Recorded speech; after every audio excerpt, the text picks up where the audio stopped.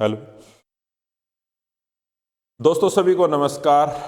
दोस्तों, आप लोग अभी आगे चलकर हिस्ट्री, केमिस्ट्री और कॉमर्स के इंटू देने के लिए जाओगे तो आपसे एनईपी से क्वेश्चन ज़रूर पूछे जाएंगे। ठीक है, तो एनईपी 2020 को हरियाणा सरकार कब लागू करेगी और इसके लिए हरियाणा सरकार की क्या योजनाएं हैं, इस तरह से आपसे वहाँ पर क्वेश्चन किए जा सकते हैं।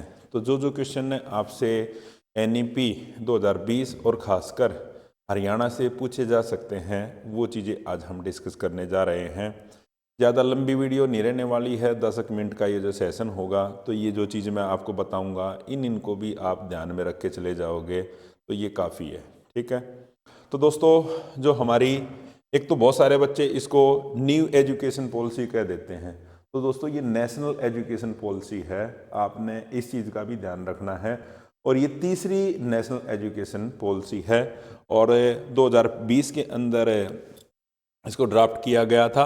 अब इसको हरियाणा सरकार लागू करने की योजना बना रही है। तो हरियाणा सरकार की क्या योजनाएं हैं, क्या क्या चीज़ें इसमें इम्प्लीमेंट की जाएगी। हाँ दोस्तों, जो साथी आज पहली बार हमारे इस सेशन में जुड़े हुए हैं तो प्लीज़ वो हमारे चैनल को लाइक कर लीजिए, सब्सक्राइब कर दीजिए, ताकि आगे चलकर आपको जो भी नोटिफिकेशन है वो आपको मिलता रहे और आपकी तैयारी अच्छी हो जाए।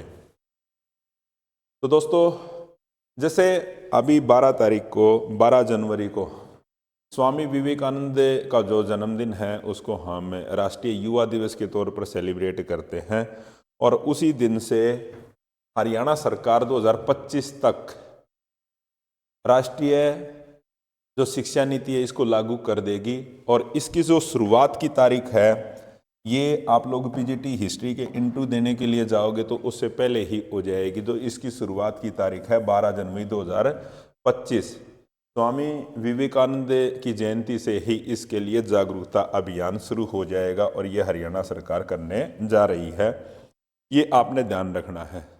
उसके बाद जागरूकता अभियान एनईपी के उद्देश्य और लाभों को समझने के लिए एक व्यापक अभियान चलाया जाएगा। इसमें अलग अलग जो माध्यम है उनका सहारा लिया जाएगा ताकि लोगों को जो शिक्षा से जुड़े हुए जो टीचर्स हैं या और भी जो शिक्षा से जुड़े हुए हमारे, चाहे वो स्कूली एजुकेशन से या हायर एजुकेशन से जुड़े हुए जितने भी व्यक्ति हैं उनको एनईपी के बारे में अवगत कराया जाए। इसके जो मेन सिद्धांत हैं, आगे चलकर क्या चीज़ें होंगी, उनसे अवगत कराया जाए। तो इसके लिए जागरूकता अभियान चलाया जाएगा।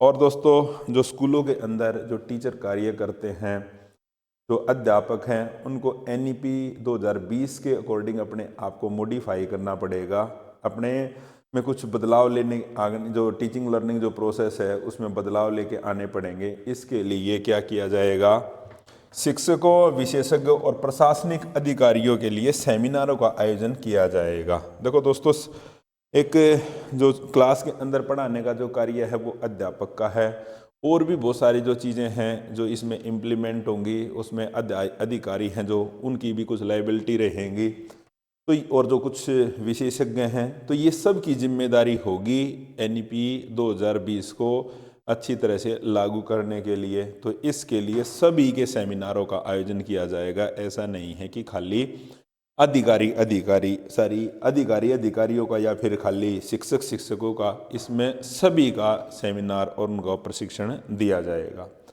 उसके बाद कोई आम जनता, इसमें और क्या बदलाव होने चाहिए, इसमें इम्प्लीमेंट होने के दौरान इसमें कुछ चेंजेस करने हैं या कुछ बदलाव होने चाहिए, इसके लिए आम लोगों की राय मांगी जाएगी। ऑनलाइन प्लेटफॉर्म के माध्यम से आम जनता और शिक्षाविदों के सुझाव लिए जाएंगे। देखो दोस्तों, कोई भी चीज़ जब इम्प्लीमेंट होती है तो स्टार्टिंग में ही नहीं पता चलता ये ठीक है या गलत है। जब इम्प्लीमेंट होने के बाद उसमें कुछ उसके ड्रॉबैक भी निकल के आते हैं तो फिर उनको दूर करने के लिए कुछ सुझाव भी लिए जाएंगे। तो इसके लिए ऑनलाइन कोई पोर्टल खोला जाएगा जहां पर आम लोग, कोई भी व्यक्ति या शिक्षाविद अपने विचार वहां पर भेज सकता है कि इसमें ये बदलाव होने चाहिए, ताकि फिर उस पर आगे चलकर काम किया जा सके। उसके बाद और देखते हैं एक तो दोस्तों जो ड्रॉप आउट हैं, ड्रॉप आउट जो स्कूल छोड़कर चले जाते हैं या स्कूल के अंदर इनरोल नहीं होते, स्कूल ड्रॉप आउट दर को 2025 तक हमने क्या करना है, शून्य पर लाना है। इसके लिए अभी सर्वे भी चला हुआ है, आगे चलकर भी चलेंगे। तो एक ही टारगेट रखा है हरियाणा गवर्नमेंट ने। उच्च शिक्षा पर ध्यान, कॉलेज और विश्वविद्यालय में भी एनईपी के अनुसार ही पाठ्यक्रम लागू किया जाएगा। ऐसा नहीं है कि इसमें जो बदलाव होंगे खाली वो स्कूली शिक्षा पर ही होंगे। दोस्तों ये जो हायर एजुकेशन है, कॉलेज और विश्वविद्यालय की जो शिक्षा है, उसमें भी हरियाणा गवर्नमेंट बदलाव करेगी। स्कूली स्तर पर बदलाव, स्कूलों में कक्षा 5 तक की जो मातृभाषा में शिक्षा देने पर जोर दिया जाएगा। और जो भी चीज़ें चलेंगी आगे चलकर, जो इसका नया स्ट्रक्चर है 5+3+4, इस प्रणाली को लागू कर दिया जाएगा। पहले ज़्यादातर क्रैमिंग पर कुछ चीज़ें रट कर करवाई जाती थी, रटना बिल्कुल नहीं है, चीज़ों को समझना है। यानी रटने की बजाय व्यवहारिक और वैचारिक शिक्षा को प्राथमिकता दी जाएगी, जिसमें बच्चे के मूल विचार निकल कर आए। ठीक है, जब दोस्तों हम किसी चीज़ को रटते हैं ना, रटने में तो हम दूसरे के विचारों को हमने ग्रहण कर लिया, रट्टा लगा लिया, उससे हमारे जो मूल विचार है ना वो खत्म हो जाते हैं। आप इसकी शुरुआत देखो 2005 के अंदर जो एनसी पाया था वहाँ से भी हो गई थी। पहले आप ये देखना बहुत सारी परिभाषाएं डेफिनेशन होती थी। 2005 में जो एनसीएफ लागू हुआ उसने जो पाठ्यक्रम से परिभाषाओं को ख़त्म कर दिया था। अब आगे चल के एनईपी में भी यही होगा, रटने की बजाय व्यवहारिक और वैचारिक शिक्षा को प्राथमिकता दी जाएगी। समग्र विकास, एक व्यक्ति का संपूर्ण विकास कब होगा, जब उसका शारीरिक, मानसिक और सामाजिक जब विकास होगा तभी आदमी परिपूर्ण हो पाता है। तो इसलिए एनईपी 2020 एक बच्चे के समग्र विकास पर जोर देगी। और मेन या भी जो इसमें मेन एक चीज़ निकल के आई है, बच्चों को कोई ना कोई स्किल एजुकेशन दी जाएगी, छात्रों को कौशल आधारित शिक्षा प्रदान की जाएगी। आज की शिक्षा प्रणाली में ऐसा है कि हम ग्रेजुएट हो जाते हैं, पोस्ट ग्रेजुएट हो जाते हैं, तब भी हमारे अंदर कोई स्किल डेवलप नहीं होती। हमने क्या करना पड़ता है, अगर कोई स्किल डेवलप करनी है तो उसके बाद हमने कोई अलग से प्राइवेट कोर्स करना पड़ेगा या किसी से कोई काम सीखना पड़ता है। लेकिन आगे ऐसा नहीं होगा। जब आप स्कूली शिक्षा या विश्वविद्यालय की शिक्षा कंप्लीट करने के बाद जाओगे तो आपके अंदर कोई ना कोई स्किल जरूर डेवलप होगी। प्रारंभिक बाल्य विकास, बाल शिक्षा, 3 से 6 वर्ष के बच्चों के लिए गुणवत्तापूर्ण प्रारंभिक शिक्षा सुनिश्चित की जाएगी। शिक्षक प्रशिक्षण, शिक्षकों को एनईपी 2020 के अनुसार प्रशिक्षित किया जाएगा। आगे चलकर आप ये देखोगे जो भी हमारे डिस्ट्रिक्ट में डाइट है, एससीईआरटी है या एनसीईआरटी है, तो वहाँ पर दोस्तों बहुत सारे सेमिनारों का आयोजन किया जाएगा, जिसमें हमारे जो साथी अध्यापक हैं उनको ट्रेंड किया जाएगा।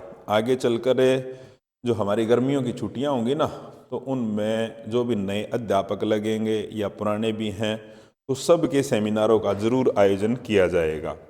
और दोस्तों 21वीं सदी है हमारी, ये डिजिटल युग है, तो किस तरह से हम आईसीटी का यूज एजुकेशन के अंदर कर सकते हैं, डिजिटल जो प्लेटफॉर्म है उनका अपनी शिक्षा के अंदर किस तरह से यूज कर सकते हैं, अपने विषय को डिजिटल माध्यम का प्रयोग करके किस तरह से और बेहतर ढंग से बच्चों को पढ़ा सकते हैं, ये सारी चीज़ें भी अध्यापकों को सिखाई जाएंगी, उनकी ट्रेनिंग दी जाएगी। यानी टेक्नोलॉजी का ज़्यादा से ज़्यादा हमने यूज करना है, ये सारी चीज़ें इन पर काम चलेगा। उसके बाद दोस्तों शिक्षा का सार्वभौमिकरण, सार्वभौमिकरण का मतलब समाज का कोई भी बच्चा किसी भी वर्ग से है, किसी भी जाति, किसी भी वर्ग से है, तो सब बच्चों के लिए शिक्षा होनी चाहिए, यानी शिक्षा का सार्वभौमिकरण किया जाएगा। और दोस्तों जो मूल्यांकन प्रणाली है, यानी आप बच्चों को जो पढ़ा दिया, अब हमने जांचना भी तो हो उसने किस रेट से उसको सीखा, कितना सीखा है। इसके लिए जो मूल्यांकन जो पद्धति है उनमें भी चेंज किया जाएगा, यानी मूल्यांकन पद्धति बहुआयामी होगी, केवल अंक आधारित नहीं। आपने पेपर पेंसिल टेस्टिंग यानी जो आपका पेपर वर्क हुआ उसी के आधार पर आपका मूल्यांकन नहीं होगा, बाकी जो दूसरे पक्ष हैं उनके आधार पर भी आपको नंबर दिए जाएंगे।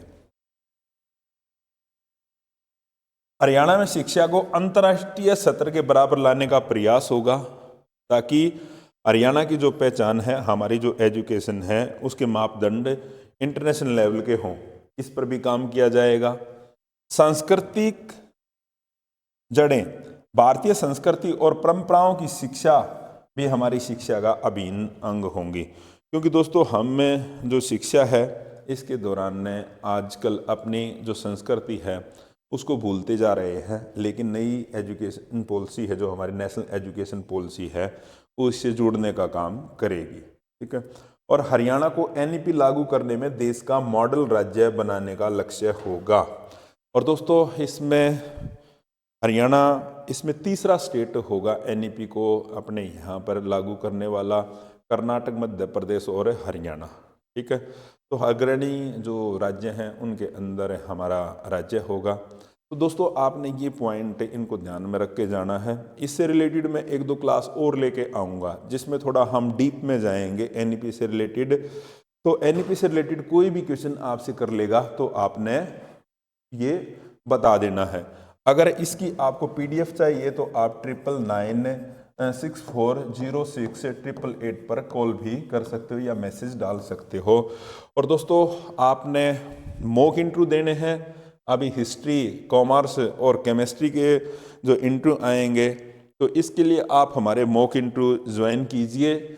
आप गूगल प्ले स्टोर से आप हमारी ऐप एडू चाणक्य डाउनलोड कर सकते हो। और दोस्तों जिस तरह से हमारे पिछले परिणाम रहे, बहुत सारे बच्चों ने हमारे लगभग 80% रिजल्ट रहे हैं। इसमें बच्चों के बहुत सारे बच्चों के सिलेक्शन हुए मैथ में, बायोलॉजी में, दूसरे सब्जेक्ट में।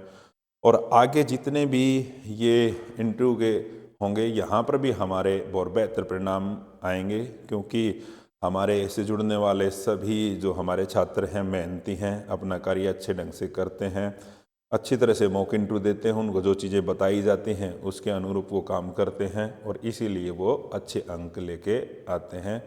तो दोस्तों आप हमसे जुड़िए, हम आपका अच्छा मार्गदर्शन करेंगे। जय हिंद, जय भारत, जय हरियाणा।